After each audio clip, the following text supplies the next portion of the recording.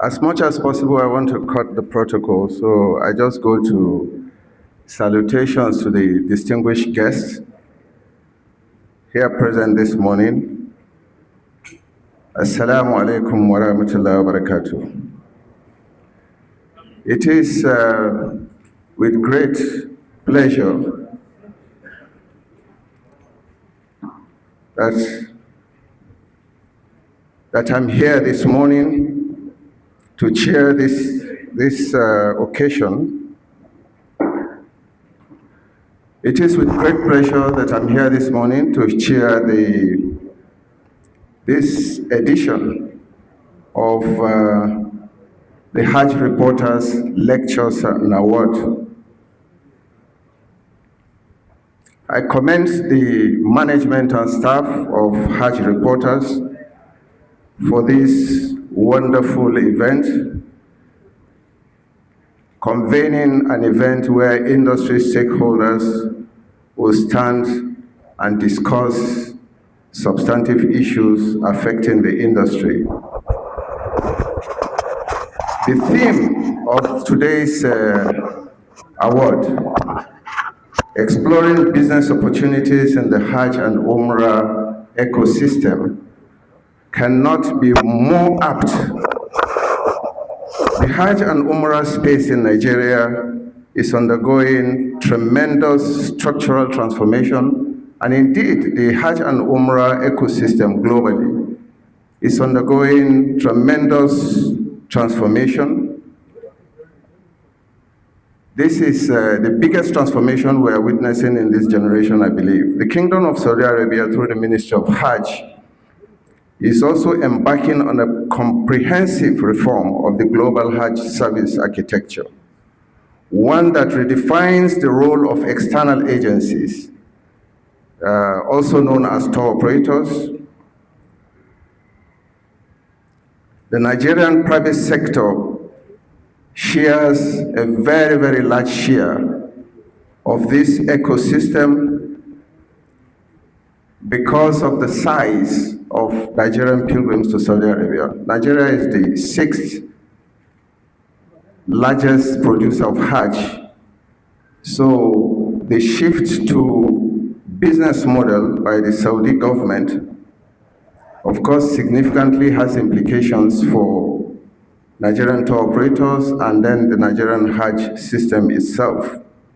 So this theme comes at a very, very crucial point.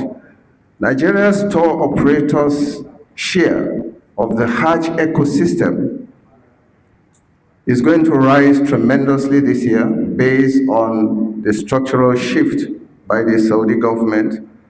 In the last few years, it has hovered around 9,000 to 10,000. But based on the new policy shift by the Saudi government, it is going to shift to the region of 25,000. Do not come with challenges. Every change comes with challenge. And NAHCON has had to engage directly with the Ministry of Hajj in a whole of government manner through diplomatic channels, through informal channels, to ensure that every shift in policy that affects the Nigerian Hajj structure is thoroughly analyzed, administrative structures, so that we do not have shifts that undermine our systems. But being that as it may, a lot of grounds have been covered. The Hajj Commission remains resolute in the pursuit of the welfare, safety, and comfort of Nigerian pilgrims, in alignment with state pilgrims' welfare boards to ensure that government slots, even when reduced, and private sector slots, even when increased, pursues the same objective of creating an enabling environment for our pilgrims to perform their ibadah with peace of mind. This being said, I would rather that we look at the new emerging scenario in Saudi Arabia, not with trepidation, but we look at the opportunities that exist in them.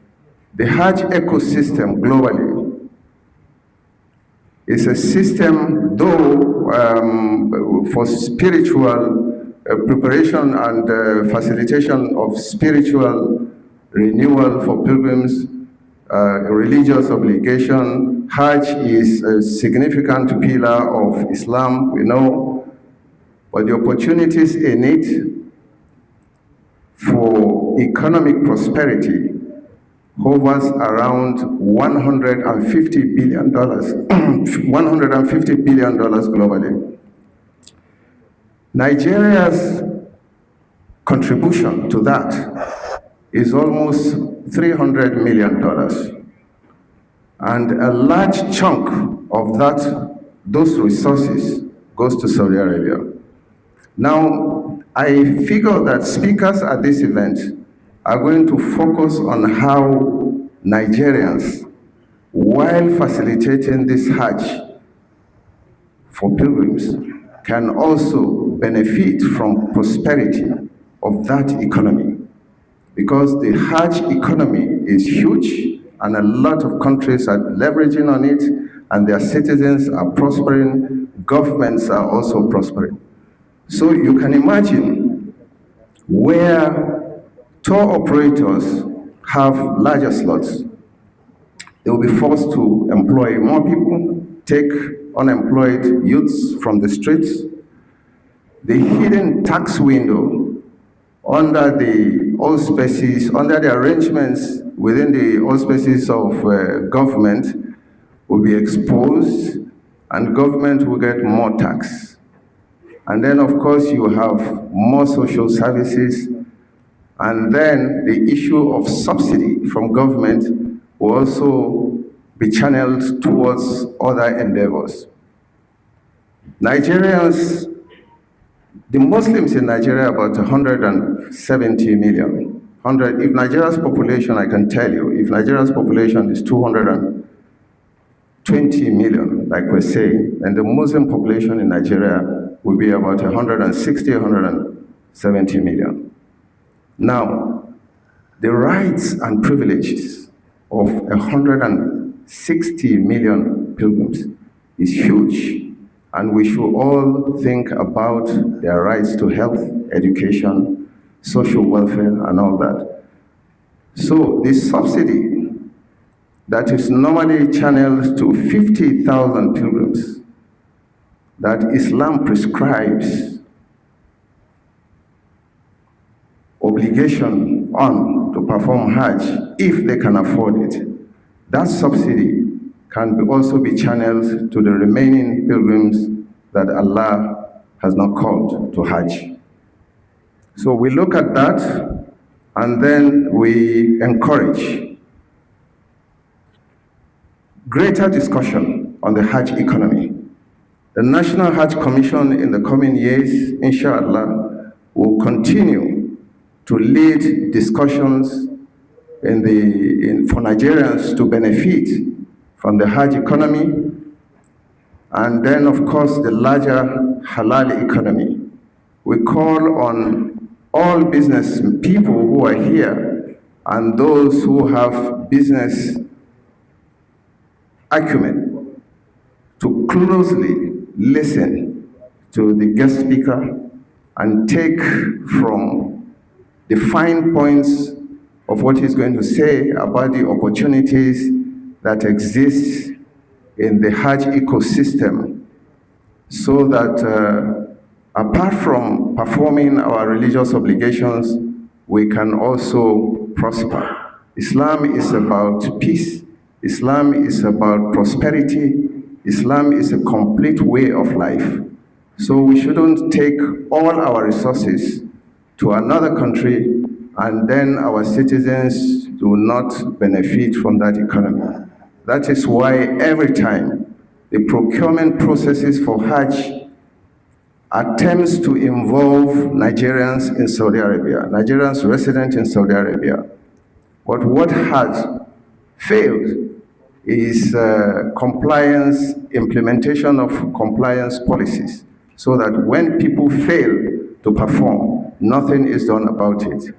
But the Hajj Commission has renewed its vigor and has sharpened its compliance tools to ensure that all pilgrims get value for their money, and the time that there are no consequences for failure of services are gone forever, inshallah. We ensure that pilgrims are well treated, even within the context of business for business. It's legitimate. Where people are gathered to perform obligations, you're going to have services that they will require. You need to have aviation to move people from here to Saudi Arabia. You need to have manufacturers to produce bags for them. You need to have hospitals to give them medical services. You need to have transportation to move them from point to point. You need shelter. All these things are provided at costs. That is business. We recognize it is business, but there has to be value for money, and that is the new thinking in NAHCON, and that is what we are pursuing. We're pursuing this in close collaboration with the State Pilgrims Welfare Board. There has been greater coordination with the states. We recognize the fact that the states own the pilgrims.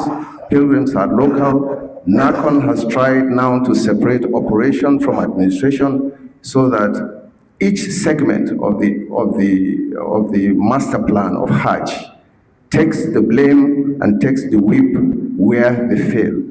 Once again, I don't want to now constitute myself into a lecturer and avoid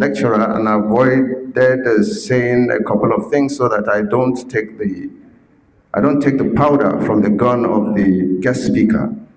But I will commend the authority of the Hajj reporter, especially that over the years they have held the Hajj practitioners to account. They have revealed what should be revealed, and they have kept everybody on its toes. I need to, however, admonish again that as reporters, you must investigate, you must get to the root of issues before you publish, because rumors causes war. Assalamu alaikum wa rahmatullahi wa barakatuh.